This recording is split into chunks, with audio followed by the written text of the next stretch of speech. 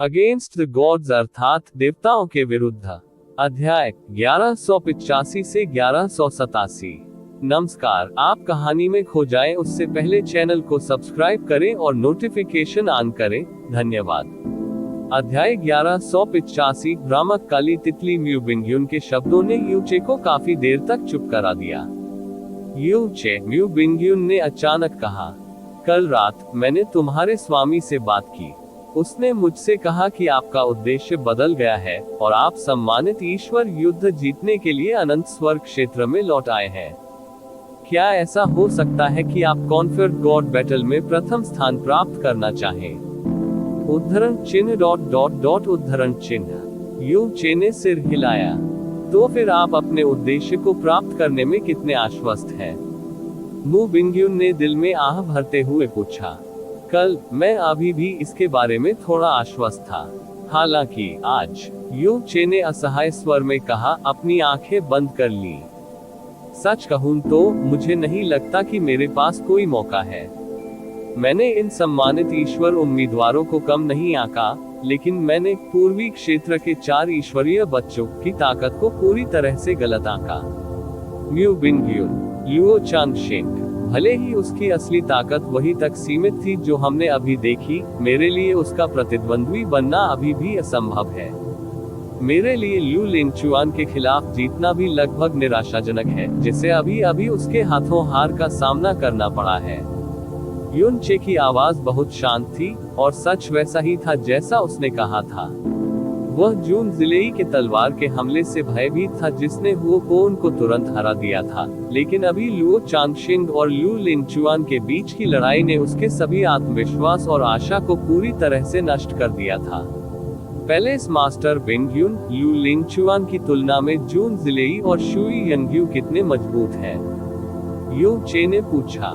बहुत मजबूत, मू बिंग्यून ने उन्हें संक्षिप्त और सीधा उत्तर दिया। उद्धरण चिन्ह ... उद्धरण चिन्ह। यूचे ने एक और शब्द नहीं कहा। उसने अपनी भौहें नीचे झुका ली, जैसे वह कुछ सोच रहा हो। हाँ, जैसा कि आपके पूर्वी दिव्य क्षेत्र के युवा मास्टर चांगशेंग से अपेक्षित था।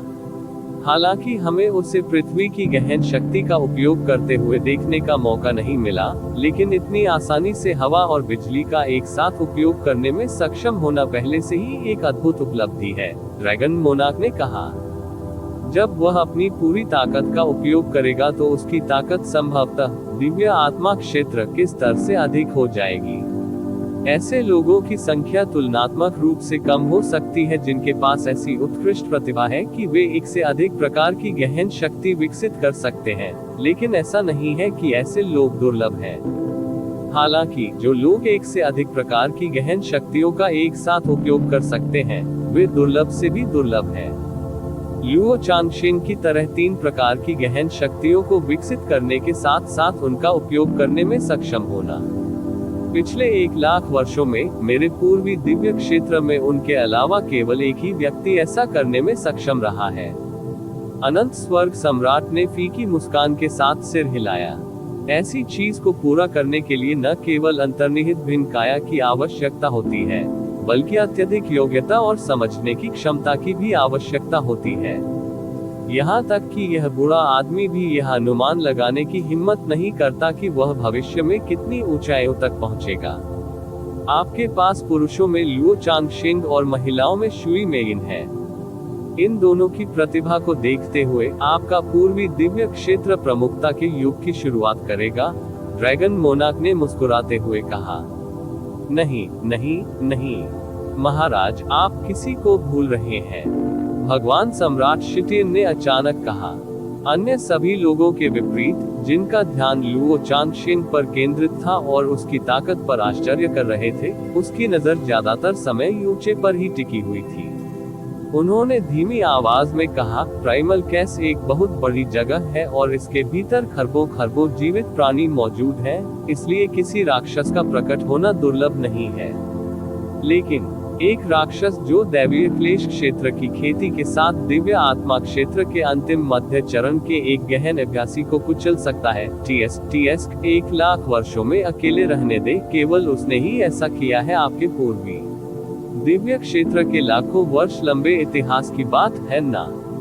ओह नहीं, मैं गलत हूँ। मुझे याद है कि यह लड़का कह रहा था कि वह निचले लोक से है, इसलिए उसे आपके पूर्वी दिव्य क्षेत्र का व्यक्ति नहीं माना जाएगा। हो शाश्वत स्वर्ग देव सम्राट की अभिव्यक्ति कठोर हो गई, लेकिन ड्रैगन सम्राट प्रतिक्रिया में मंद मंद मुस्कुराया।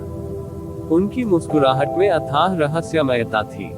अब हमारे बीच इस दौर की तीसरी लड़ाई होगी। ग्लेज्ड लाइट क्षेत्र की शुई मेइन बनाम फ्लाइंग स्टार क्षेत्र की मिंग डुआंगसी। यू चे ने विचारों में खोए हुए अपना सिर उठाया और उसका ध्यान एक बार फिर लौट आया प्रदत्त ईश्वर चरण के लिए। यह एक ऐसी लड़ाई थी जिसके बारे में यून चे भी बेहद चिंतित था। वह खुद देखना चाहता था कि शुई मेइन, जो केवल दिव्य आत्मा क्षेत्र के पहले स्तर पर थी, अब तक प्रतियोगिता के माध्यम से कैसे आगे बढ़ने में सक्षम थी, और यहाँ तक कि कॉन्फर्ड गॉड्स ग्रुप में बने रहने में कामयाब रहे। शुई मेइन ने अभी भी परिचित लंबी स्कर्ट पहनी हुई थी जो रात की तरह काली थी, और उसकी बेहद नाजुक और पतली कमर के चारों ओर एक बेहद प्यारा तितली के आकार का सैश बंधा हुआ था। वह सम्मानित भगवान मंच पर खड़ी थी, लेकिन उसका अस्तित्व मंच के वातावरण के साथ असंगत था। विशेष रूप से उसकी थोड़ी झुकी हुई सुंदर गर्दन, हल्के से दिखाई देने वाले डिंपल और उसकी सुंदर मुस्कान जो बहुत प्यारी और प्यारी लगती थी। इसके अलावा वह अवचेतन रूप से ऐसी मनमोहक आभा भी उत्सर्जित कर रही थी जो उसकी उम्र के किसी व्यक्ति की नहीं होनी चाहिए। उसने उस घबराहट का जरा भी संकेत नहीं दिखाया जो किसी को युद्ध से पहले महसूस होना चाहिए, और यहाँ तक कि कई युवा भी थे जो उसे मूर्खतापूर्ण ढंग से घूर रहे थे। दूसरी ओर मिंग डुआंगसी, जिसके पास गहन ताकत के संबंध में पूर्ण श्रेष्ठता थी, उसके चेहरे पर एक गंभीर भाव था।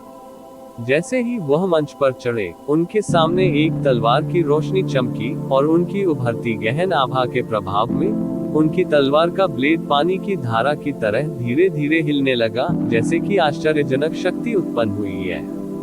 शुरू करना। माननीय क्यू हुई ने अपनी भौहें ऊपर उठाई। बड़े भाई, मैं मार्गदर्शन मांगता हूँ। शुई मेइन ने अपना हाथ घुमाया, और एक नीली टिमटिमाती रोशनी उसके हाथ के दोनों ओर फैल गई। तुरंत उसके हाथ में एक पतली और लंबी एक्वा ब्लू सिलहुट दिखाई दी। भाला, यू चे ने धीमी आवाज में कहा। भाला क्रिस्टल की तरह चमकीला और चिकना था, और समुद्र की तरह एक स्वप्निल नीले रंग की चमक उत्सर्जित कर रहा था। भाले का शरीर बेहद पतला था, और एक नजर में लगभग आधा इंच से अधिक मोटा नहीं था, इसलिए इसे शुई मेइन के छोटे और उत्तम हाथ से आसानी से पूरी तरह से पकड़ा जा सकता था। लेकिन भाला असाधारण रूप से लंबा था, लंबाई में 3 मीटर से अधिक। ये लू लिंगचुआन के स्काई स्प्लिटिंग भाले से भी लंबा था। बमुश्किल 1.5 मीटर लंबी शुई मेइन के हाथ में इतनी लंबी चीज पकड़ने का दृश्य काफी प्रभावशाली था।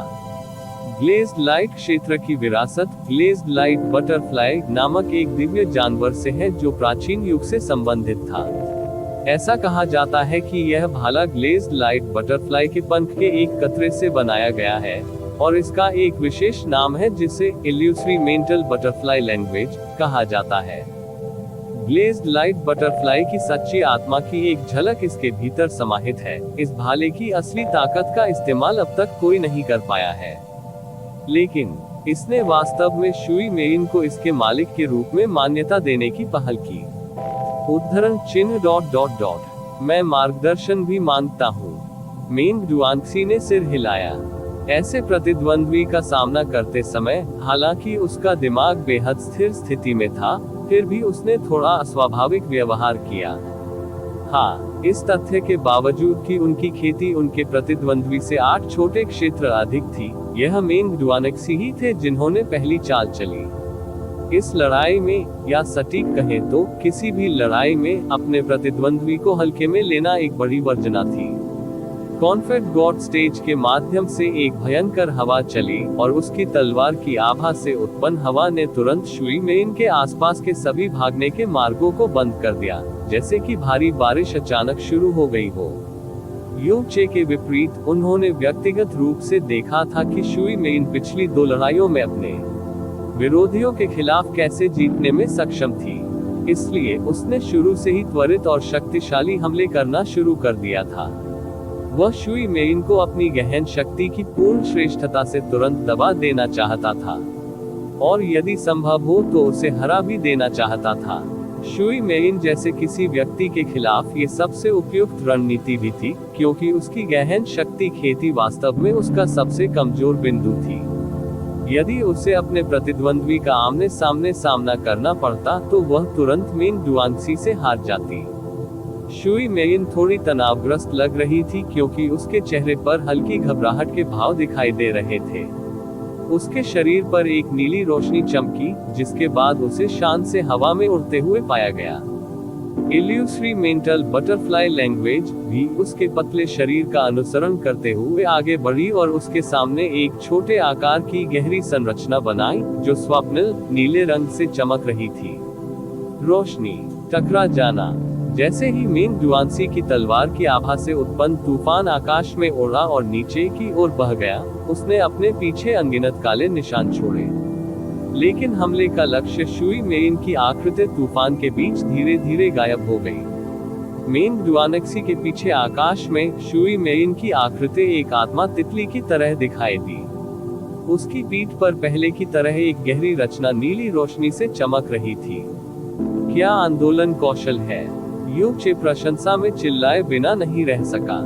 वह तुरंत एक स्थान से दूसरे स्थान पर चली गई थी, जैसे कि उसने टेलीपोर्ट किया हो, लेकिन उसने जो कौशल दिखाया था वह टेलीपोर्ट करने के लिए खुली जगह को तोड़ने से भी तेज था, और इसका एक भ्रामक पहलू भी था।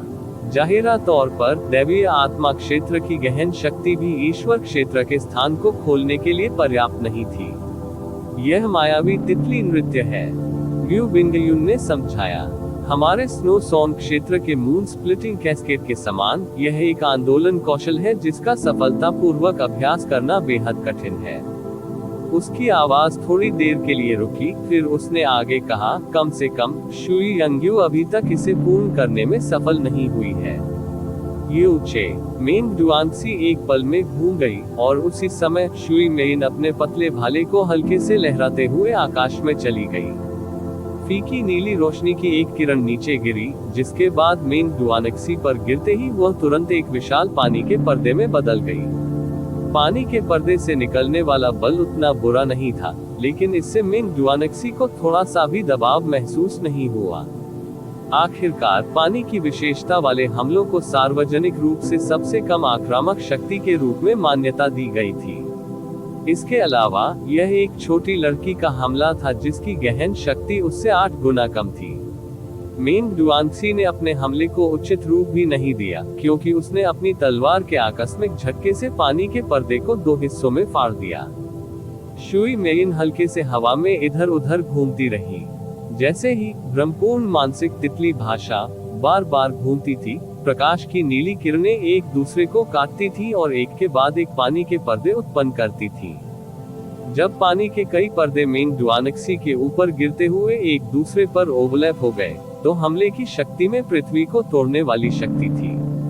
हालांकि पानी के पर्दों से उससे कोई खतरा नहीं था, और अगर वे सभी उसके शरीर से टकराते तो भी वह घायल नहीं होता, लेकिन यह उसकी दृष्टि और आभा की रेखा के लिए एक गंभीर बाधा होगी। इसके अलावा पानी के पर्दे की कई परतें एक साथ ओवरलैप होने के कारण पहले से ही उसके लिए अपने आसपास कुछ भी देखना असंभव बना दिया था, क्योंकि वे उसके करीब और करीब आ रही थी। ऐसी स्थिति का सामना करने के बावजूद मेन डुआनक्सी ने अपनी अभिव्यक्ति नहीं बदली। वह हवा में उड़ गया और अपनी तलवार से क्षैतिज रूप से वार किया। फाड़ने वाली आवाजों की एक श्रृंखला के बाद एक ही समय में पानी के 10-10 पर्दे टूट गए, और पानी मूसलाधार बारिश की तरह चारों ओर फैल गया। लेकिन जहां तक वह देख सकता था, उसके ऊपर अभी भी पानी के पर्दे की कई परतें थीं, जिसमें शुई मेइन की आकृति का कोई निशान नहीं था। उद्धरण चिन्ह प्रश्नवाचक चिन्ह प्रश्नवाचक चिन्ह प्रश्नवाचक चिन्ह प्रश्नवाचक चिन्ह उद्धरण चिन्ह। मेन डुआनक्सी ने अपनी भौहें ऊपर उठाई। अचानक वह और भी तेज गति से आकाश में उड़ गया, क्योंकि उसकी तलवार उसके रास्ते में हवा में छेद कर गई। विस्फोटों की एक श्रृंखला के बाद उसे स्पष्ट रूप से महसूस हुआ कि उसकी तलवार ने कम से कम दर्जनों पानी के पर्दों को छेद दिया है। जैसा कि उसने उम्मीद की थी, ये दर्जनों पानी के पर्दे एक तेज धमाके के साथ टूट गए और भी घनी मूसलाधार बारिश के रूप में आसपास में फैल गए। लेकिन जब ये सभी पानी के पर्दे फट गए, तब भी उसके ऊपर आकाश में पानी के पर्दे की और भी परतें एक दूसरे पर ओवरलैप हो गई थी, और वह अभी भी शुई मेइन की आकृति नहीं देख सका।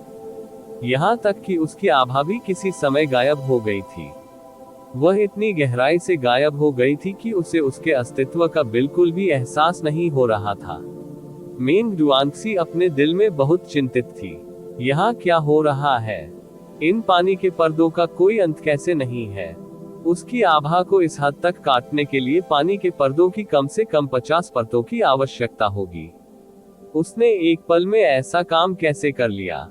जैसे ही मेन डुआंसी को डर लग रहा था, उसकी नजर नीचे की ओर चली गई।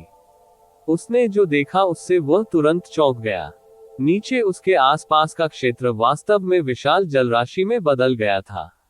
वह शुई मेइन कॉन्फेड गॉड स्टेज या दर्शकों के बैठने की जगह नहीं देख सका।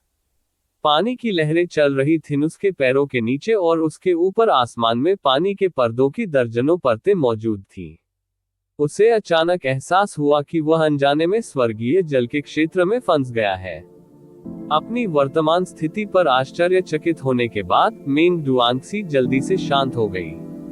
उसके मुंह के कोने पर एक फीकी, आत्मविश्वास भरी मुस्कान उभर आई, जब उसने खुद से बात की। मैंने लंबे समय से सुना है कि ग्लेज्ड लाइट क्षेत्र में स्वर्गीय जल को नियंत्रित करने की ऐसी दिव्य कला थी कि इसे स्वर्ग के नीचे बेजोड़ माना जाता है।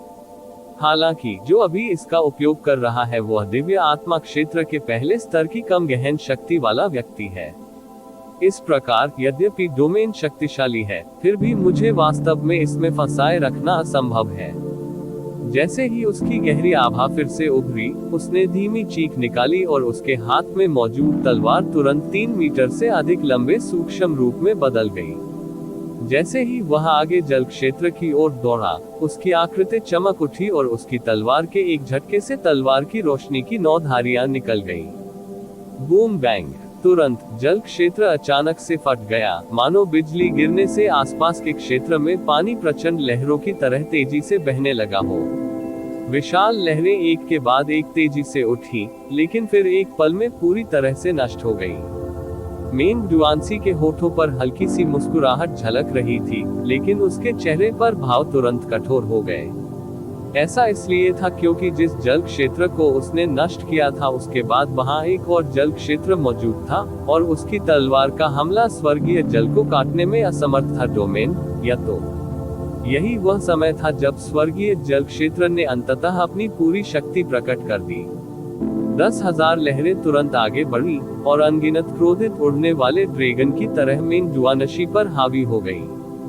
मेन डुआंसी ने जोर से हंसी निकाली। उसकी तलवार इंद्रधनुष की तरह अर्धवृत्ताकार गति में उड़ी और समुद्री ड्रैगन जैसी उग्र धौंकनी को उसके करीब पहुंचने से पहले ही नष्ट कर दिया। उसके लिए अगोचर एक सागर पर गुस्से से डांटने की एक सुखद अनुभूति उसके दिल के भीतर उमड़ पड़ी।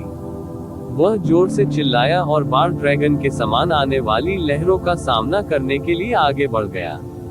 वह प्रचंड लहरों पर बार बार प्रहार करता रहा, जिससे समुद्र लगातार पीछे हटता रहा। बहुत जल्द उसे लगा कि स्वर्गीय जल क्षेत्र कांपने लगा है। उसने अपने दिमाग को और भी अधिक केंद्रित किया, क्योंकि उसने स्वर्गीय जल क्षेत्र को पूरी तरह से टुकड़ों में विभाजित करने के लिए अपने चारों ओर लहरों और जल निकाय पर तेजी से अधिक शक्ति से हमला करना शुरू कर दिया। उसके चारों ओर की दुनिया की कंपकपी और अधिक तीव्र हो गई, और यह स्पष्ट हो गया कि हेवनली वाटर डोमेन पतन के कगार पर था।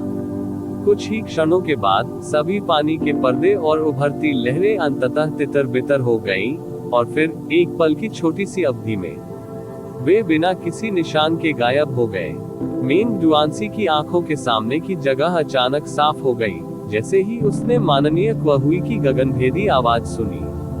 मेन डुआंसी ने कॉन्फेड गॉड स्टेज छोड़ दिया है और परिणाम स्वरूप लॉसेस ग्रुप में शामिल हो गए हैं। वह कल लॉसेस ग्रुप के चौथे दौर में भाग लेंगे। शुई मेइन जीत गई है। वह कॉन्फेड गॉड्स ग्रुप के तीसरे दौर में प्रवेश करेगी। मेन डुआंसी शून्य भाव के साथ अपनी जगह पर खड़ी थी। धीरे धीरे घूमने से पहले वह काफी देर तक अचंभे में रहा। वह इस समय आसमान की ऊंचाई पर था और उसके पैरों के नीचे विशाल दर्शकों के बैठने की जगह थी। वह पहले से ही कॉन्फेड गॉड स्टेज क्षेत्र से 150 किलोमीटर दूर था, जो उस स्थान से काफी दूरी पर था जहां उसे होना चाहिए था। उसके हाथ में कोई तलवार नहीं थी, क्योंकि वह वास्तव में कॉन्फेड गॉड स्टेज के केंद्र में चुपचाप पड़ी हुई थी, अपनी प्रिय तलवार से बहुत दूर नहीं। शुई मेइन चेहरे पर एक फीकी, मीठी मुस्कान के साथ शान से खड़ी थी। मेंग जुआनसी पूरी तरह से स्तब्ध अवस्था में थी, जैसे कि वह अभी भी भ्रम में फंसा हो और जल्द ही जागने में असमर्थ हो। रिपोर्ट अध्याय टिप्पणियां संपर्क करें टॉस साइट में दान करें। अध्याय 1186 7 तलवार से हमले। मेंग जुआनसी को ऐसा लग रहा था कि भले ही वह ग्लेज्ड लाइट क्षेत्र के विशेष स्वर्गीय जल क्षेत्र के अंदर फंस गया था, लेकिन उसने अपना संयम नहीं खोया था और अपनी पूरी ताकत से बहुत प्रसिद्ध स्वर्गीय जल क्षेत्र को पूरी तरह से नष्ट कर दिया था। लेकिन दूसरों की नजर में शुई मेइन के दूसरे जल पर्दे के हमले को नष्ट करने के बाद मेंग जुआनसी अचानक अपनी जगह पर जम गई। इसके तुरंत बाद वह तलवार जो उसने पकड़ रखी थी कॉन्फेड गॉड स्टेज पर गिरते ही वह उसके हाथ से फिसल गया। फिर मानो उस पर कोई शैतान सवार हो गया हो, वह अव्यवस्थित तरीके से अपनी बाह लहराते हुए हवा में इधर उधर घूमने लगा, लेकिन उसकी आंखें बस शून्य की ओर देख रही थी, जैसे कि वह मानसिक रूप से कमजोर हो और उनका ध्यान भटक गया हो। बहुत जल्द उन्होंने कॉन्फेड गॉड स्टेज क्षेत्र में नृत्य करना शुरू कर दिया था, जो अभी अभी रुका था। कॉन्फेड गॉड स्टेज क्षेत्र को छोड़ने का मतलब लड़ाई हारना था। मेंग जुआनसी आसमान से उतरी और चुपचाप चली गई। चाहे उसका शरीर हो या आत्मा, दोनों इस समय डोल रहे थे। वह हार गया था। वह शुई मेइन से हार गया था, जो दिव्य आत्मा क्षेत्र के केवल पहले स्तर पर था। उसे ये भी नहीं पता था कि वह वास्तव में लड़ाई कैसे हार गया। शुई मेइन के पास बेहद भयानक मानसिक शक्ति थी, जो दूसरों के दिमाग को नियंत्रित कर सकती थी। वह स्वाभाविक रूप से इस बात से अच्छी तरह वाकिफ थे और उन्होंने इसके खिलाफ पर्याप्त तैयारी भी कर रखी थी। लेकिन उसे इस बात का एहसास भी नहीं हुआ कि उसकी मानसिक शक्ति उसके दिमाग पर आक्रमण कर रही है। उसे पता ही नहीं चला कि उसका मन कब उसके वश में हो गया था। इस तरह कॉन्फेड गॉड्स ग्रुप की तीसरी लड़ाई का अंत हुआ। दिव्य आत्मा क्षेत्र के 9वें स्तर की मेंग जुआनसी दिव्य आत्मा क्षेत्र के पहले स्तर की शुई मेइन से हार गई। अकेले गहन शक्ति को ध्यान में रखते हुए शुई मेइन के लिए मेंग जुआनसी का प्रतिद्वंद्वी होना बिल्कुल असंभव था। हालांकि उसके पास बिल्कुल भयानक मानसिक शक्ति थी, जिसने इतनी बड़ी ताकत वाले प्रतिद्वंद्वी को पूरी तरह से कुचल दिया कि उसके पास मूल रूप से उससे आगे निकलने का कोई मौका नहीं था। क्या तुम्हें अब उसकी ताकत समझ में आई? म्यू बिंगयुन ने पूछा। 15 वर्षीय दिव्य आत्मा क्षेत्र के गहन अभ्यासी के लिए अस्तित्व में रहना पहले से ही एक अभूतपूर्व बात है, लेकिन साथ ही उसके पास भिन्न आत्मा और मानसिक शक्ति भी इतनी मजबूत है कि यह पूरी तरह से सामान्य ज्ञान के अनुरूप नहीं है। हालांकि वह 3 प्रकार की गहन शक्तियों को पूरी तरह से विकसित करने में असमर्थ है, जैसा कि लुओ चांगशिंग ने हवा, बिजली और पृथ्वी की गहन शक्तियों को विकसित करके हासिल किया है। अगर वह उसके जैसी ही उम्र की होती, तो उसकी समग्र शक्ति संभवतः किसी को कुचलने के लिए पर्याप्त होती। लुओ चांगशिंग के रूप में इस सम्मानित ईश्वर मंच पर युन चे ने अपना सिर हिलाया, लेकिन कुछ नहीं कहा। चौथी लड़ाई में शु यंग्यू ने चाओ फैन के खिलाफ लड़ाई लड़ी। नतीजे को लेकर कोई सस्पेंस नहीं था, उसने आशा के अनुरूप आसानी से जीत हासिल कर ली। इस दिन के लिए निर्धारित 4 कॉन्फेड गॉड्स ग्रुप की लड़ाइयां पहले ही समाप्त हो चुकी थी, लेकिन लड़ाई देखने वाले दर्शक अभी भी उनसे बहुत हैरान थे। जून जिलेई ने हो पोन को तलवार की एक चाल से तुरंत हरा दिया। लुओ चांगशिंग ने लापरवाही से लू लिनचुआन के गोल्डन ड्रैगन के पवित्र बैरियर को नष्ट कर दिया। शुई मेइन ने मेंग जुआनसी को पूरी तरह से हरा दिया, जिसकी खेती उससे 8 छोटे क्षेत्रों में अधिक थी। इनमें से कोई भी लड़ाई सभी को विफल करने में विफल रही। पूर्वी दिव्य क्षेत्र के गहन अभ्यासी गहरे सदमे में कांप रहे हैं। विशेष रूप से वे युवा गहन अभ्यासी जो अपनी साधना को उत्कृष्ट मानते थे, इतने हिल गए कि ऐसा लगा मानो वे तूफानी लहरों की चपेट में आ गए हो। मरम्मत और रखरखाव की एक छोटी अवधि के बाद लॉसेस ग्रुप की भीषण लड़ाई शुरू होने का समय आ गया था। लॉसेस ग्रुप की इन अगली 4 लड़ाइयों में शीर्ष 16 में से 4 लोग हार जाएंगे और कॉन्फेडरेट गॉड बैटल में उनकी यात्रा रुक जाएगी। अब हमारे सामने लूजर्स ग्रुप की पहली लड़ाई होगी, स्नो सॉन्ग क्षेत्र के युनचे बनाम दिव्य मार्शल क्षेत्र के वुगुई के। इस युद्ध ने पूर्वी दिव्य क्षेत्र के अनगिनत लोगों का ध्यान भी आकर्षित किया था, लेकिन जिस कारण से यह उनके ध्यान का केंद्र बन गया था वह बिल्कुल प्रतिष्ठित वुगुई के कारण नहीं था, बल्कि उनके प्रतिद्वंद्वी युचे के कारण था। शुई मेइन के लिए मिंग डुआंगसी को हराना निस्संदेह एक चमत्कार था, जो खेती में उनसे 8 छोटे क्षेत्र अधिक थे। लेकिन इसमें जरा भी संदेह नहीं था कि कॉन्फेडरेट गॉड बैटल का अब तक का सबसे चौंकाने वाला और सबसे अविश्वसनीय दृश्य यूचे द्वारा पिछले दिन लुओ चांगन के खिलाफ पूरी जीत हासिल करना था। पवित्र ईस्ट क्षेत्र से पूरी तरह न डरने की उनकी निर्भीकता, बदला लेने का उनका तरीका जिसे बहुत अच्छी तरह से क्रूर कहा जा सकता है, और गहन शक्तियों में महान अंतर को पार करना, जो कि पूरे बड़े क्षेत्र जितना बड़ा था, ने उनका प्रदर्शन किया विचित्र शक्ति जो उनकी सामान्यता के विपरीत थी समझ। वे सभी ये देखने के लिए उत्सुकता से इंतजार कर रहे थे कि क्या उसकी सफलता अल्पकालिक होगी और केवल किसी कारण से ही संभव होगी, या क्या वह एक और चमत्कार करना जारी रखेगा जो सामान्य रूप से होना असंभव होगा। वुगुई के पहले से ही कॉन्फेडरेट गॉड स्टेज पर खड़े थे। ऐसा लग रहा था कि उनका रवैया ऊंचा है, लेकिन उनके चेहरे पर थोड़ी नाराजगी झलक रही थी। ऐसा कोई नहीं था जो युनचे के प्रति उसकी नफरत को समझ सके, जो कि जून जिलेई की तुलना में बिल्कुल 10 लाख गुना अधिक मजबूत थी। जून जाइल को उसके प्रति नफरत महसूस हुई क्योंकि उसके सामने घुटने टेकने से उसका अपमान हुआ था। दूसरी ओर वुगुई के लिए अपने दिल की नफरत को बाहर निकालना मुश्किल होगा। भले ही उसने व्यक्तिगत रूप से युचे को सैकड़ों या हजारों टुकड़ों में काट दिया हो। हालांकि युनचे के पास अभी भी अपने जीवन के 2 सबसे बड़े गलत कामों का सबूत था। जब भी वह इस बारे में सोचता तो उसे अपमान से इतनी घुटन महसूस होती कि उसका दिल और जिगर फटने के कगार पर हो जाता। अभी जाओ, सावधान रहना। दिव्य मार्शल क्षेत्र द्वारा विकसित की जाने वाली गहन कलाओं की प्रकृति अत्यंत कठिन और उग्र होती है, इसलिए आमने सामने के टकराव से बचने के लिए जितना संभव हो सके मून स्प्लिटिंग कैस्केड का उपयोग करें, व्यू बिंगयुन ने चेतावनी दी। एमेन। युनचे ने अपना सिर हिलाया और एक सीमा में कॉन्फेडरेट गॉड स्टेज पर उतरा। जब वुगुई की नजर युचे पर पड़ी तो उसकी भौहों के कोने तुरंत हिल गए। युचे हमेशा से ही उसकी नजर में कुछ भी नहीं था। नहीं, उसकी राय में उसे कुछ भी नहीं माना जा सकता था। वह बिल्कुल कूड़ा था जो अपनी बात मनवाने के लिए गुप्त तरीकों का इस्तेमाल कर उसे धोखा दे रहा था। वह ऐसे घटिया व्यक्ति पर दोबारा नजर डालना नहीं चाहेगा, भले ही उस पर गंदगी लगी हो। लेकिन अब वह वास्तव में कॉन्फेडरेट गॉड बैटल में उनका प्रतिद्वंद्वी बन गया था। शुरू करना। माननीय क्यूहुई ने ठंडे स्वर में आदेश दिया। महान युवा मास्टर हु, हम सचमुच भाग्यशाली हैं, युचे ने संयत स्वर में कहा। आप मेरे प्रतिद्वंद्वी बनने के लायक नहीं हैं। वुगुई ने अपने दांत हल्के से पीस लिए।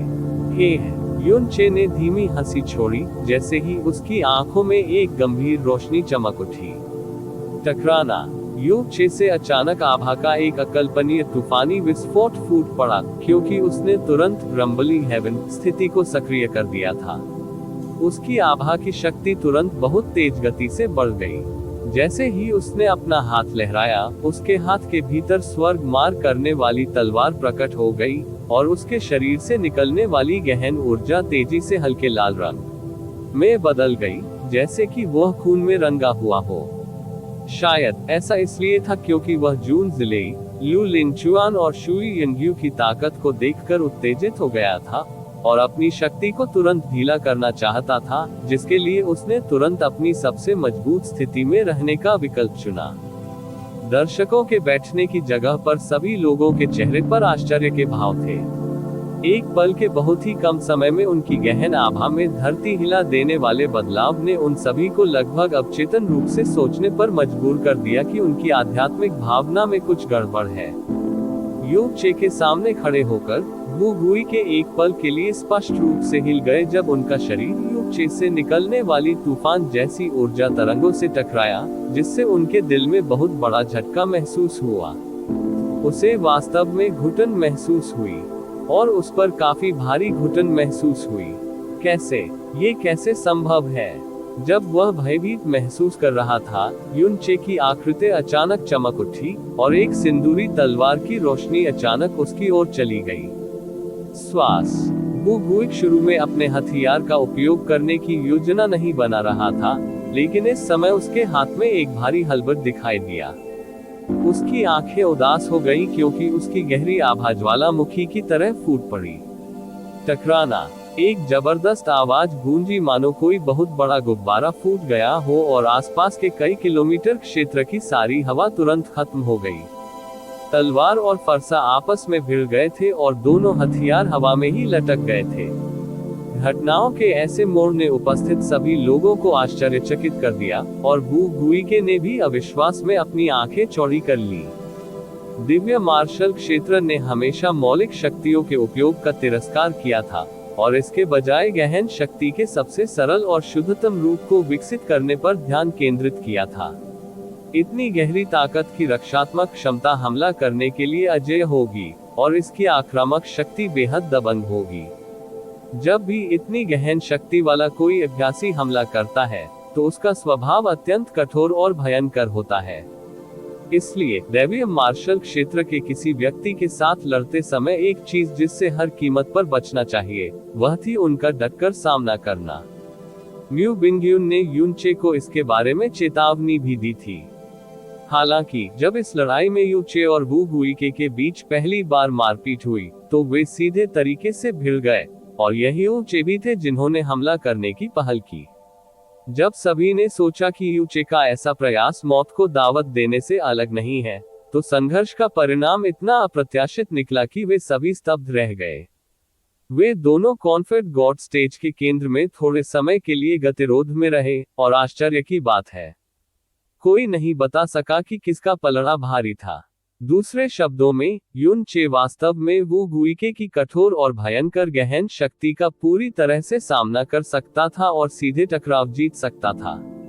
वू गुई के किसी भी अन्य की तुलना में कहीं अधिक हैरान था। अभी अपने प्रतिद्वंद्वी से उस असंभव घुटन को महसूस करते हुए उसने तुरंत हमला करने के लिए अपनी पूरी ताकत लगा दी थी, बिल्कुल भी पीछे न हटते हुए। यद्यपि उसका ये कदम निश्चित रूप से युन चे को अंतिम झटका देने के लिए पर्याप्त होगा, लेकिन उसने कभी नहीं सोचा था कि वह इसे पूरी तरह से रोक पाएगा और ऐसा करते समय आधा कदम भी पीछे नहीं हटेगा। इसके अलावा उसकी अपनी शक्ति के भारी प्रतिघात ने उसके आंतरिक अंगों को एक संक्षिप्त क्षण के लिए झकझोर कर रख दिया। लेकिन यह उनका पहला तलवार से किया गया हमला था। युन चे की अभिव्यक्ति बिल्कुल भी नहीं बदली क्योंकि उसने अचानक तलवार से दूसरा हमला शुरू कर दिया। बूम! वू गुई का पूरा शरीर तीव्रता से कांप उठा और उसका हाथ एक पल में सुन्न हो गया।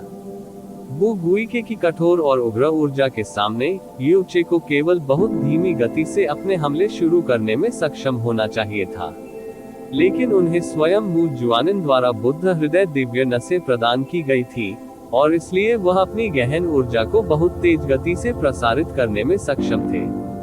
वू गुई को अभी भी सांस लेने का मौका नहीं मिला जब उसने यू चे को तलवार से तीसरा हमला करते देखा।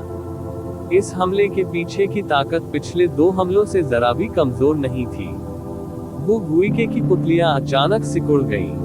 Boom boom! वू गुई के हाथ में भारी हलबट, जिसका वजन कम से कम 10 मिलियन किलोग्राम था, को इतनी जोर से तोड़ा गया कि वह अर्धचंद्र के आकार में झुक गया, जिससे वू गुई का चेहरा पीला पड़ गया। उसने हमले के बल को कम करने के लिए अपने शरीर के ऊपरी आधे हिस्से को पीछे की ओर झुकाया, लेकिन अचानक एक पल में 1 किलोमीटर दूर पीछे की ओर खिसक गया, इससे पहले कि उसका शरीर अंततः रुक जाता।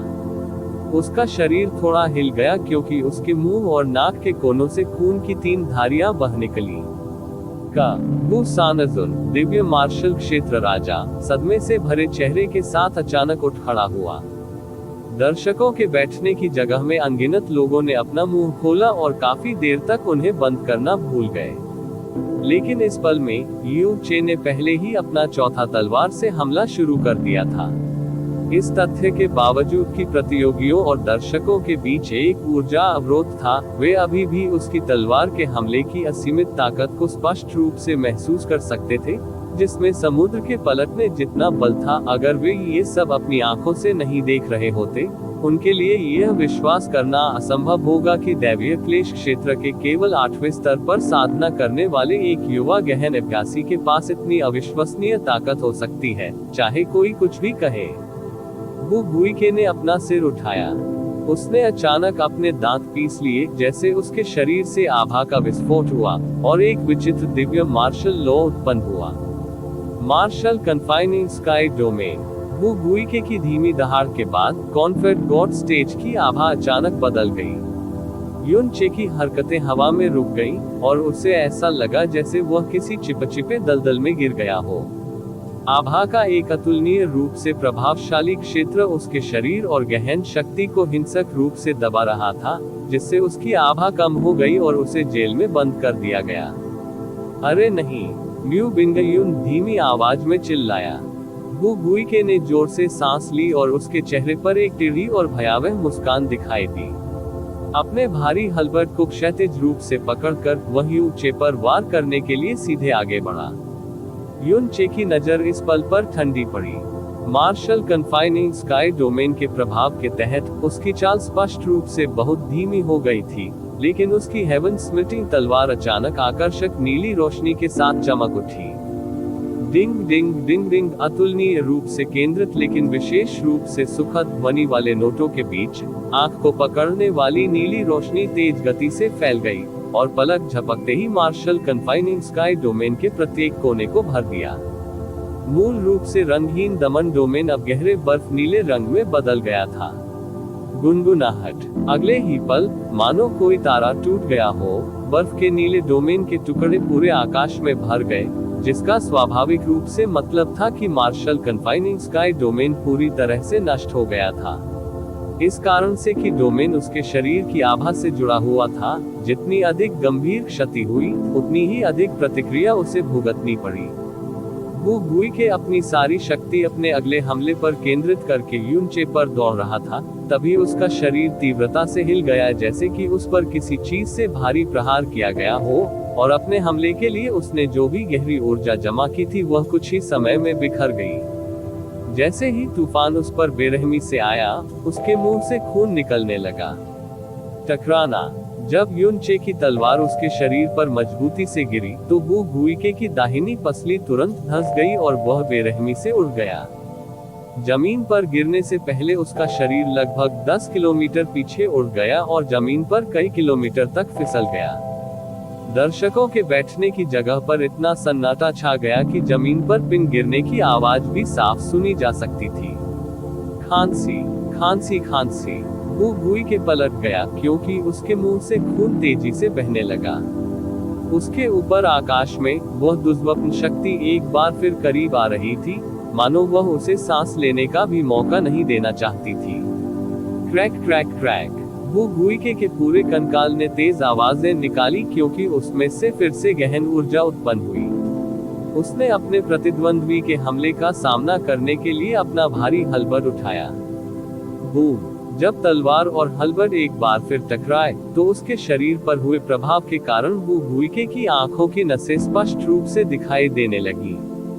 वह बमुश्किल हमले का सामना कर सका, लेकिन टकराव से उत्पन्न सदमे के कारण एक ही समय में उसके सिर के 7 छिद्रों से बड़ी मात्रा में खून बह निकला। बूम। दूसरे तलवार के हमले के बाद बू गुइके की भुजाओं की सारी संवेदनाएं खत्म हो गईं। उसके शरीर पर नीली नसें उभर आईं क्योंकि भारी पतलून उसके हाथ से छूटकर उड़ गया। टकराना। तीसरे तलवार के हमले के बाद बू गुइके के शरीर की रक्षा करने वाली आखिरी ताकत टूटे हुए अंडे के छिलके की तरह टुकड़ों में बिखर गई। उसका शरीर उड़ गया, मांस के एक गूदेदार टुकड़े जैसा, जैसे ही वह कॉन्फेड गॉड बैरियर के किनारे से टकराया। गुइके का पूरा शरीर हिल गया क्योंकि वह अपनी बाहें ऊपर उठाने के लिए संघर्ष कर रहा था। उसकी पुतलियां डर के मारे लगातार सिकुड़ती जा रही थी, जैसे कि उसे अभी अभी सबसे बेहुदा दुर्स्वप्न जैसा अनुभव हुआ हो। हालांकि कुछ सांसों के संघर्ष के बाद अंततः उसकी भुजाएं नीचे गिर गईं और अब हिलना बंद हो गई। माननीय क्यों हुई कि आत्मा गुइके पर हावी हो गई। घोषणा करने से पहले उनका सीना चौड़ा हो गया था। गुइके की मृत्यु हो गई है और अब वह कॉन्फेड गॉड बैटल का हिस्सा नहीं होंगे। यू चे जीत गया। वह कल लॉसेस ग्रुप के चौथे दौर में भाग लेंगे। माननीय क्यू हुई ने परिणाम की घोषणा की थी, लेकिन दर्शकों की ओर से प्रतिक्रिया में कोई जयकार या हंगामा नहीं सुना जा सका। इसके बजाय हर कोई लंबे समय तक मौन बैठा रहा। स्नो सॉन्ग क्षेत्र के हर किसी की, चाहे वह बुजुर्ग हो या शिष्य, सदमे में उनकी आंखें बाहर की ओर निकली हुई थीं, जबकि दैवीय मार्शल क्षेत्र के लोग लंबे समय तक केवल शून्य में ही आगे की ओर देख सकते थे। महान क्षेत्र के प्रत्येक राजा अपनी आंखों में आश्चर्य प्रकट करने से खुद को नहीं रोक सके। जून जिलेई ने अपनी तलवार जैसी भौहें तिरछी कर ली। शुई यंग्यू थोड़ी विचलित अवस्था में थी। शुई मेइन का हाथ उसके कोमल होठों पर था और उसकी खूबसूरत आंखों में बार बार रोशनी चमक रही थी, और यहाँ तक कि लुओ चांगशेन की नजर भी यू चे पर टिकी हुई थी एक लंबे समय। वो गुई के दिव्य आत्मा क्षेत्र के 8वें स्तर पर एक स्वर्गप्रिय व्यक्ति थे। दूसरी ओर यून चे दिव्य क्लेश क्षेत्र के केवल 8वें स्तर पर था। उनकी गहन शक्तियों के बीच बहुत बड़े दायरे का अंतर था। यून चे ने पिछले दिन लुओ चांगान को पूरी तरह से हराकर सभी को उसकी अगली लड़ाई के लिए उत्सुकता और उम्मीद से भर दिया था। इस लड़ाई के दौरान वे अपने दिल की गहराइयों में कहीं फिर से वैसा ही चमत्कार होने की उम्मीद कर रहे थे, लेकिन ऐसे विचार केवल उनके थे में अवचेतन मन। मूल रूप से कोई भी ऐसा नहीं था जो वास्तव में विश्वास करता हो कि वह वो गुइके के खिलाफ जीत सकता है। ऐसा इसलिए था क्योंकि वो गुइके लुओ चांगान जैसा कुछ नहीं था। यू चे को लुओ चांगान पर जीत हासिल करना पहले से ही पूर्वी दिव्य क्षेत्र को चौंका देने के लिए पर्याप्त था। जहां तक किसी को साधना में एक महान क्षेत्र से आगे निकलने की बात है, ये कुछ ऐसा था जो ईश्वर क्षेत्र के इतिहास में कभी नहीं हुआ था, और वास्तविकता में इसके घटित होने की संभावना भी असंभव थी। यहाँ तक कि शुई मेइन भी ऐसा कुछ पूरा करने में सक्षम नहीं होगी। इसके अलावा वह अपनी आत्मिक शक्ति पर भरोसा करती थी, गहन शक्ति पर नहीं। लेकिन यू चे ने न केवल अपने प्रतिद्वंद्वी के खिलाफ जीत हासिल की थी, उसने जीत हासिल करने के लिए केवल 7 तलवार के हमलों का इस्तेमाल किया था। रिपोर्ट अध्याय टिप्पणियां संपर्क करें टॉस साइट में दान करें अध्याय 1187 अवसाद था। यह कैसे हो सकता है? ऐसा कुछ हो सकता है? क्या मैं सपना देख रहा हूँ या क्या? यून चे वो गुइके के खिलाफ जीत गया। एसएसएस उसने न केवल जीत हासिल की, बल्कि सामने वाले टकराव में उसे पूरी तरह से कुचल भी दिया। क्या यू चे की गहन शक्ति वास्तव में दैवीय क्लेश क्षेत्र के 8वें स्तर पर है? नहीं, क्या यह असंभव नहीं है? ये सच कैसे हो सकता है? कॉन्फेड गॉड स्टेज के साथ साथ पूरे पूर्वी दिव्य क्षेत्र में उपस्थित सभी लोग जो कुछ उन्होंने देखा उससे चौंक गए। कई लोग पहले से ही पूरी तरह से चौंक गए थे जब उन्होंने पिछले दिन यूनचे को लुओ चांगान को बर्फीले कांटे पर तिरछा करते हुए देखा था, लेकिन इस लड़ाई का दृश्य और आत्मा पर प्रभाव अनगिनत गुना अधिक था। यहाँ तक कि वे सर्वोच्च विशेषज्ञ जो स्वर्ग के नीचे सभी जीवित प्राणियों को हेय दृष्टि से देखते थे, भी इतने आश्चर्यचकित हुए बिना नहीं रह सके कि उन्हें अपनी आंखों पर विश्वास करने की हिम्मत नहीं हुई। ऐसा इसलिए था क्योंकि हजारों वर्षों तक जीवित रहने वाले इन विशेषज्ञों की सामान्य समझ के अनुसार ऐसा होना बिल्कुल असंभव था। कोई आश्चर्य नहीं कि वह अपनी जीत के प्रति इतना आश्वस्त था। म्यू बिंगयुन ने हल्के से अपने होंठ भींचते हुए धीमे स्वर में कहा, लेकिन जल्द ही उसके बर्फ जैसे सफेद चेहरे पर झिझक का भाव उभर आया। यू चे ने मंच पर आते ही अपनी पूरी ताकत लगा दी, अपनी तलवार के 7 वार से वू बुइके को बुरी तरह हरा दिया, और यहाँ तक कि आसानी से उसके दिव्य मार्शल डोमेन को भी तोड़ दिया। हालांकि यह सब घटित होते देख सभी को काफी सदमा लगा। म्यू बिंगयुन को भी अच्छी तरह से महसूस हुआ कि वह ऐसा व्यवहार कर रहा था मानो वह किसी चीज को हवा दे रहा हो। केवल किसी प्रकार का उकसावा ही उसे अपनी भावनाओं को इस तरह प्रकट करने के लिए प्रेरित करेगा। उनकी गहन शक्ति की खेती वास्तव में, बिना किसी संदेह के दैवीय क्लेश क्षेत्र के 8वें स्तर पर है। वह बिल्कुल भी दिखावा नहीं कर रहा है, चंद्रमा देव सम्राट ने थोड़ी सी नाराजगी के साथ कहा। ये निश्चित रूप से सबसे बड़ा कारण है कि आप उसकी उपलब्धि पर आश्चर्यचकित हुए बिना नहीं रह सकते। महाराज, क्या आपके पश्चिमी दिव्य क्षेत्र में उनके समान कोई व्यक्ति प्रकट हुआ है? अनंत स्वर्ग सम्राट ने पूछा।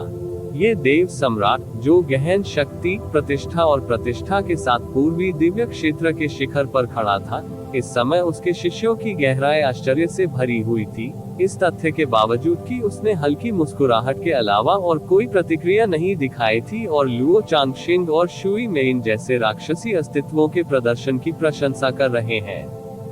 ड्रैगन मोनार्क ने धीरे से अपना सिर हिलाया। दैवीय आत्मा क्षेत्र के गहन चिकित्सकों द्वारा दिव्य क्लेश क्षेत्र में विरोधियों को हराने की मिसालें हैं, जो उनसे भी ऊंचा एक महान क्षेत्र है। हालांकि दैवीय क्लेश क्षेत्र के अंतिम चरण के एक गहन अभ्यासकर्ता ने दिव्य आत्मा क्षेत्र के अंतिम चरण में एक प्रतिद्वंद्वी को हरा दिया, जो कुछ ऐसा है जो कम से कम मेरे पश्चिमी दिव्य क्षेत्र में कभी नहीं हुआ। इसके अलावा युन चे ने अपने प्रतिद्वंद्वी को पूरी तरह से हरा दिया था। इतना ही नहीं, वू बुई के दैवीय आत्मा क्षेत्र के 8वें स्तर पर एक सामान्य गहन अभ्यासी नहीं थे। वह दिव्य मार्शल क्षेत्र के राजा का पुत्र था, और उसकी गहन शक्ति के स्तर पर उसे लोगों के विरुद्ध व्यवहारिक रूप से बेजोड़ कहना गलत नहीं होगा। टास्क TSK कैंग शिटियन ने अपनी ठुड्डी को अपने अंगूठे और उंगली के बीच दबा रखा था। उसकी आंखों में आश्चर्य की अभूतपूर्व झलक थी। ये राजा बस एक संक्षिप्त टिप्पणी कर रहा था जब मैंने कहा कि मैं उसे अपने शिष्य के रूप में स्वीकार कर सकता हूँ। यह मूलतः एक मजाक था, लेकिन किसने सोचा होगा कि वह इतना सक्षम था। शाश्वत स्वर्ग भगवान सम्राट, ये देखते हुए कि आपने पहले इस लड़के में कितनी चीजें गलत पाई, आप निश्चित रूप से मुझे उसे दक्षिणी दिव्य क्षेत्र में वापस लाने पर कोई आपत्ति नहीं होगी, है ना? हाँ, शाश्वत स्वर्ग भगवान सम्राट मंद मंद हंसे। हालांकि वह निचले लोकों से है, वह अभी मेरे पूर्वी दिव्य क्षेत्र के स्नो सॉन क्षेत्र से संबंधित है। क्या उसे ले जाना आपके लिए अनुचित नहीं होगा? हाँ, एकमात्र स्नो सॉन क्षेत्र इस राजा के समान उल्लेख के लायक कैसे हो सकता है? जब तक ये राजा उसे आने के लिए कहेगा, उसके लिए मना करना कैसे संभव है? भगवान सम्राट शिटियन जोर से हंसे। अनंत स्वर्ग के देवता सम्राट के चेहरे पर एक अप्रिय भाव उभर आया। चूंकि वह मेरे पूर्वी दिव्य क्षेत्र के एक सितारा क्षेत्र में शामिल हो गया है, वह पूर्वी दिव्य क्षेत्र का एक व्यक्ति है। भले ही यह बुरा व्यक्ति इस बात पर सहमत हो जाए कि आप उसे ले जा रहे हैं, मुझे नहीं लगता कि पूर्वी दिव्य क्षेत्र के लोग इसके लिए सहमत होंगे। भगवान सम्राट शिटियन ने एक अजीब सी हंसी निकाली। उसने एक शब्द भी नहीं कहा, लेकिन उसकी आंखें धीरे धीरे संकुचित हो गईं। जैसे ही किसी कारण से उसके चेहरे पर एक फीकी मुस्कान दिखाई दी, ड्रैगन मोनार्क ने अपनी निगाहें थोड़ी सी तरफ घुमा ली। ऊपर आकाश में दूर एक बूढ़े व्यक्ति ने हवा में उड़ते हुए हल्के स्वर में कहा, दिव्य क्लेश क्षेत्र के अंतिम चरण में एक गहन अभ्यासी ने दिव्य आत्मा क्षेत्र के अंतिम चरण में एक प्रतिद्वंद्वी को आमने सामने के टकराव में हरा दिया। व्यर्थ ही यह बूढ़ा व्यक्ति 1,20,000 वर्ष तक जीवित रहा और केवल अभी ऐसा अकल्पनीय चमत्कार देख सका। बूढ़े व्यक्ति की आवाज सूखी, कर्कश और सपाट थी, लेकिन जो कोई भी उसके अस्तित्व के बारे में जानता था, उसे उसकी ऐसी टिप्पणी के पीछे के अत्यंत महान महत्व के बारे में स्पष्ट होगा। यदि उनमें से किसी ने उसे यह कहते हुए सुना कि उसने 1,20,000 वर्ष व्यर्थ जिए, तो वे इसे केवल एक मजाक के रूप में लेंगे। फिर क्या आपने सोचा है कि वह अपने मौजूदा स्तर पर इतनी ताकत कैसे हासिल कर पाया? कियाना ये यंग रा ने पूछा। जब यू चे ने युद्ध जीत लिया था तो उसने बुरे व्यक्ति की तुलना में अधिक शांत तरीके से प्रतिक्रिया व्यक्त की। मुझे नहीं पता, लेकिन लगता है मिस के पास सही उत्तर है। चलो उसे देखना जारी रखें। कियाना ये यंग रा के सुनहरे बाल हवा में उड़ रहे थे और उसने हल्की और उबी हुई आवाज में कहा, फिलहाल मुझे उसमें उतनी ही दिलचस्पी है जितनी वर्ल्ड डिफाइंड हेवनली मैनुअल में। उद्धरण चिन्ह उद्धरण चिन्ह। बूढ़ा व्यक्ति काफी देर तक चुप रहा, फिर बोला, ऐसा लगता है कि उसकी तलवार की आभा में कुछ असामान्य बात है। तलवार। कियाना ये यंग एर ने अपनी भौहों को थोड़ा सा बुना हुआ था। प्रदत्त ईश्वर मंच पर सभी प्रकार के दिव्य और स्वर्गीय हथियारों का उपयोग किया गया है। उनकी तलवार की आभा उनके बीच निचले स्तर पर है, तो इसमें कुछ भी असामान्य कैसे हो सकता है? मुझे नहीं पता। ये सिर्फ इतना है कि किसी अज्ञात कारण से मुझे इसमें कुछ असामान्य महसूस हो रहा है। बूढ़े व्यक्ति की नजर युनचे पर टिकी हुई थी। हालांकि वो हुईके के दिव्य मार्शल डोमेन को चोट लगने के बाद जल्दबाजी में उजागर किया गया था, युचे 2 सांसों के समय में इसे टुकड़े टुकड़े करने में सक्षम था। ये बात अकेले साबित करती है कि युचे की ताकत वो हुईके से कहीं अधिक है। युद्ध समाप्त होने पर उसकी आभा में केवल थोड़ी सी गड़बड़ी थी, जिसका अर्थ है कि उसकी असली ताकत उससे कहीं अधिक है जो उसने अभी प्रदर्शित की है। अंकल गो, आपकी राय में उसकी ताकत की अंतिम सीमा क्या है? कियाना ये यिन रा ने पूछा। मेन डुआंगसी के ऊपर, लेकिन लू लिंगचुआन के नीचे, बूढ़े व्यक्ति ने धीमी आवाज में उत्तर दिया। शायद उसकी ताकत पहले से ही लू लिंगचुआन से उतनी दूर नहीं है। बूढ़े व्यक्ति ने केवल संक्षिप्त उत्तर दिया, लेकिन इससे पता चला कि उसे युचे की सीमा का अतुलनीय सटीक अनुमान था। लू लिंगचुआन की ताकत से इतना दूर नहीं। कियाना ये यंग रा की आंखों में थोड़ा गंभीर भाव दिखाई दिया। जाहिर था कि वह उसकी बातों पर यकीन नहीं कर पा रही थी। अगर वह निचले स्तर के हथियार रखने की हीनता की भरपाई कर सकता है और अन्य असाधारण चालें भी रखता है, तो वह लू लिंगचुआन के खिलाफ लड़ाई करने में सक्षम हो सकता है। लेकिन उसके लिए जीतना बिल्कुल असंभव होगा। यदि वह हारने वाले समूह में अन्य लोगों से मिलता है, तो वह उन सभी के खिलाफ जीतने में सक्षम होगा, लेकिन अगर उसे लू लिंगचुआन से लड़ना होगा, तो वह कॉन्फेड गॉड बैटल में आगे नहीं बढ़ पाएगा। अंकल गू का प्रत्येक शब्द कर्कश और अस्पष्ट था, और ऐसा लग रहा था मानो स्वर्ग निर्णय दे रहा हो। वो गुई के गंभीर रूप से घायल हो गया था और मर गया था, और इस प्रकार उसे दिव्य मार्शल क्षेत्र के लोगों द्वारा जल्दबाजी में ले जाया गया था। 2 बुजुर्गों की नजरें जो लोग वू गुईके को ले जा रहे थे, उनमें युनचे को देखते समय न केवल गुस्सा और ठंडक थी, बल्कि आश्चर्य का भाव भी था, जो काफी देर बाद भी गायब नहीं हुआ। मेइन, आपके शब्द वास्तव में सही थे, शुई यंगयू ने धीरे से कहा। इस लड़ाई के बाद से ही उन्हें प्रोफाउंड गॉड कन्वेंशन में सबसे अधिक ध्यान मिल रहा है। वास्तव में ऐसा नहीं है। शुई मेइन की आंखें लगातार तेज रोशनी से चमकती रही, मानो उनमें तारे हों। मैंने भी नहीं सोचा था कि वह इतना ताकतवर निकलेगा। जबकि दर्शक स्तब्ध थे या उन्हें आश्चर्य से देख रहे थे, युचे ने कॉन्फेड गॉड स्टेज छोड़ दिया। लेकिन स्नो सॉन्ग दायरे के बैठने की जगह पर लौटने के बजाय वह आकाश में उड़ गया। पैलेस मास्टर बिंगयू, मैं हुओ पोन पर एक नजर डालने जा रहा हूँ। मेरे स्थान पर टाइम व्हील पल प्राप्त करने के लिए मुझे आपको परेशान करना होगा। वह अब लूजर्स ग्रुप की बाकी 3 लड़ाइयां देखने के मूड में नहीं था, और ऐसा करने की कोई जरूरत भी नहीं थी। जैसे ही वह कॉन्फेड गॉड स्टेज के क्षेत्र से बाहर निकला, युचे ने अपनी गति बढ़ा दी और वह सीधे फ्लेम गॉड क्षेत्र के निवास की ओर दौड़ पड़ा। चूंकि हुओपोन ने प्रोफाउंड गॉड कन्वेंशन में लगातार असाधारण प्रदर्शन किया था, फ्लेम गॉड दायरे के निवास में हमेशा एक जीवंत माहौल रहता था। लेकिन इस दिन, जैसे जैसे युनचे करीब आया, उसे एक उदास माहौल का एहसास हुआ।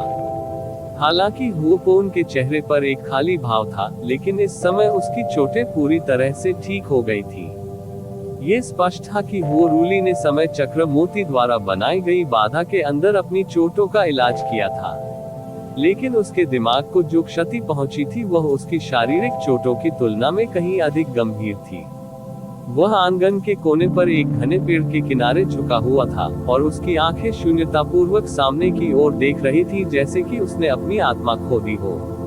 उसके आसपास हुओरुली और गोल्डन क्रो संप्रदाय के सभी बुजुर्ग और शिष्य जैसे कई लोग थे। उनमें से प्रत्येक के चेहरे पर चिंता की झलक थी। यू चे को देखते ही हुओरुली की आंखें चमक उठी। वह तुरंत दौड़ा और उसे अपनी तरफ खींच लिया और उसने धीमी आवाज में कहा, यंग युन, तुम सही समय पर आए। ये बेहतर हो सकता है यदि आप उसे सांत्वना दें। आह! यू चे ने अपना सिर हिलाया और हुओपोन की तरफ चला गया। यू चे की आभा को महसूस करते ही हुओपोन ने अपना सिर उठाया। उन्होंने अपने चेहरे पर अत्यधिक मजबूर मुस्कान के साथ कहा, भाई यू, मुझे आपको अपना अपमानजनक प्रदर्शन दिखाने के लिए खेद है। चिंता मत करो, मैं बिल्कुल ठीक हूँ। जैसे ही वह हुओपोन के पास पहुंचा, यू चे को स्पष्ट रूप से अपने चारों ओर एक घना और निराशाजनक माहौल महसूस हुआ। ऐसा लग रहा था जैसे उसके दिमाग पर गंदे भूरे धुएं की एक मोटी और भारी परत पूरी तरह से ढक गई थी और इसके जल्दी छटने का कोई संकेत नहीं दिख रहा था। युन चे नीचे झुक गया और काफी देर तक वैसे ही रुका रहा। फिर उसने धीमी आवाज में कहा, भाई पोन, क्या आपको अभी भी वे शब्द याद हैं जो मैंने सुबह सुबह कहे थे कि जून जिले आप पर अपनी नफरत निकालेगी हमारे बीच मैत्रीपूर्ण संबंध का? उसका वह तलवार से किया गया हमला बिल्कुल भी आकस्मिक कदम नहीं था। इसके बजाय यह एक अत्यंत उच्च स्तरीय तलवार का इरादा था जिसे जानबूझकर उसके द्वारा नियोजित किया गया था। ये बहुत संभव है कि जिस क्षण वह कॉन्फेड गॉड स्टेज पर पहुंची, उसने युद्ध को समाप्त करने के लिए अपनी ऊर्जा की अधिकतम सीमा का उपयोग किया। एक तरीका, इससे क्या फर्क पड़ता है कि आपकी अटकलें सच हैं या नहीं? हुओपोन ने उदास होकर हंसी। अंत में, मुझे हराने के लिए उसे बस एक तलवार चलाने की जरूरत थी। एक तलवार। मैं जानता था कि मैं हारने वाला हूँ। इसलिए मैंने योजना बनाई थी कि मैं बिल्कुल भी पीछे नहीं हटूंगा और पूर्वी दैवीय क्षेत्र के लोगों के सामने गोल्डन क्रो फ्लेम के वास्तविक स्वरूप को पूरी तरह से प्रकट करूंगा। मैंने सोचा था कि मैं 20वीं झड़प तक इसे बनाए रखने में सक्षम हो जाऊंगा हमारे हमलों के बावजूद, और यहाँ तक कि अगर बदतर से भी बदतर स्थिति आ जाए तो 10 हमलों को झेलना कोई मुद्दा ही नहीं होना चाहिए था। लेकिन हुओपोन ने अपने हाथों को इतनी कसकर भींच लिया कि उसकी उंगलियों के जोड़ों के आसपास का क्षेत्र पीला पड़ गया और उसने खुद को आगे बोलने में असमर्थ पाया। हुओपोन निश्चित रूप से ऐसा व्यक्ति नहीं था जो हार स्वीकार नहीं कर सकता था, और यहाँ तक कि लड़ाई हारने के लिए भी पूरी तरह से तैयार था। लेकिन जून जिले की एक तलवार चाल के बाद ही उन्हें करारी हार का सामना करना पड़ा। उस तलवार के हमले ने न केवल उसकी लौ को चकनाचूर कर दिया, बल्कि उसके शरीर को भी गंभीर रूप से घायल कर दिया, जिससे उसका विश्वास चकनाचूर हो गया। उद्धरण चिन्ह ... भाई पोन, यू चे ने अपनी भौहें ऊपर उठाई। क्या आपको संदेह होने लगा है कि गोल्डन क्रो लॉ, जिस पर आपको हमेशा इतना गर्व रहा है, वह उतनी शक्तिशाली नहीं है जितना आपने हमेशा सोचा था? उनसे ज्यादा दूर नहीं। हुओरुली ने यू चे की बातें सुनकर अचानक पलट कर देखा, क्योंकि उसकी आंखों में विभिन्न भावनाएं उमड़ रही थीं। यू चे के शब्द हुओपोन की आत्मा पर भारी आघात थे। उसने अपना सिर नीचे किया और भारी सांस छोड़ते हुए कहा, मैं फ्लेम गॉड ड्रीम में पैदा हुआ था और दूसरों की तुलना में कहीं अधिक प्रतिभा रखता था। मुझे अपने पूरे जीवन में प्रशंसा मिली है और सौभाग्य से मास्टर द्वारा प्रत्यक्ष शिष्य के रूप में स्वीकार किया गया।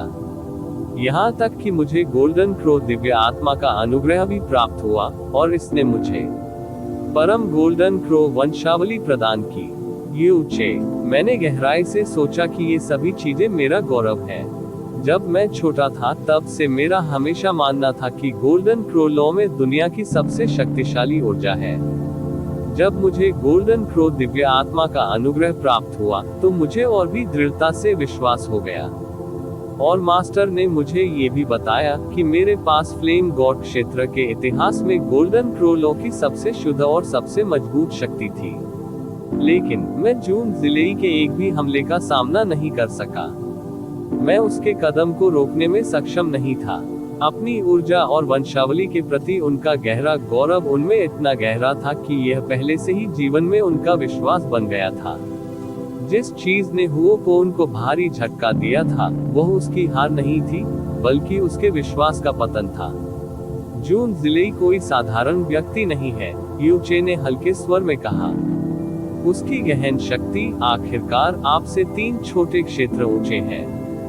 गहन शक्ति के दमन का सामना करते समय गहन कलाएं अधिकांश समय अंतर की भरपाई करने में असमर्थ होती हैं, चाहे वे कितनी भी शक्तिशाली क्यों न हो।